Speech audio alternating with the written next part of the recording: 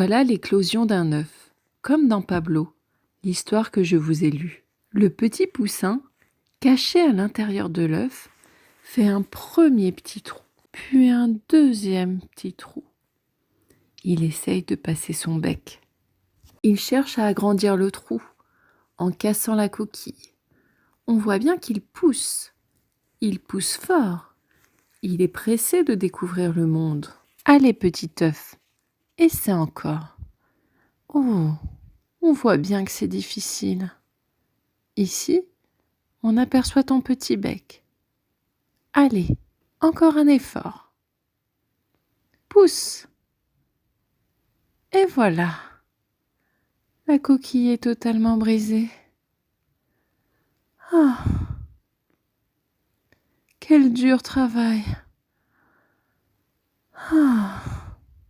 Mais après un petit nettoyage, me voilà tout beau. Vous vous rappelez l'histoire des œufs de Paulette? Comme elle trouve que ses poussins sont mignons? Eh oui, je suis vraiment charmant.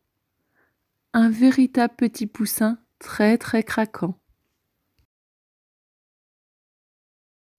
Voilà désormais maman cygne. Dans le nid qu'elle a précieusement construit, elle couve ses œufs. Elle leur tient bien chaud, juste avant qu'ils ne percent leur coquille et deviennent de charmants petits poussins.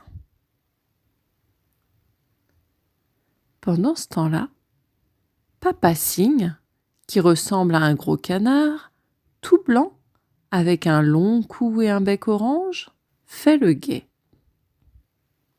Il veille à ce que maman cygne ait tout ce qu'il lui faut et que personne ne vienne l'embêter.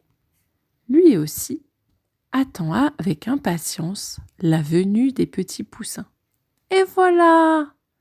Comme il est charmant! Il a un pelage un petit peu différent de ses parents. On voit qu'il n'est pas bien blanc, mais plutôt beige ou gris. Ce petit coquin reste tout près de sa maman. Elle reste près de lui pour en prendre soin.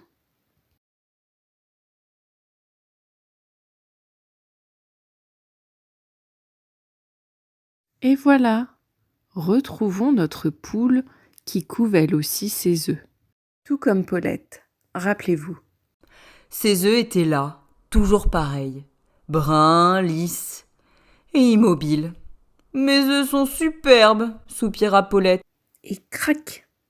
Oh non, s'écria-t-elle, voilà que je les ai cassés! Et tout à coup, les coquilles se brisèrent l'une après l'autre. Paulette vit apparaître une petite tête duveteuse, puis une autre, et encore une autre. Mais mes poussins sont tellement,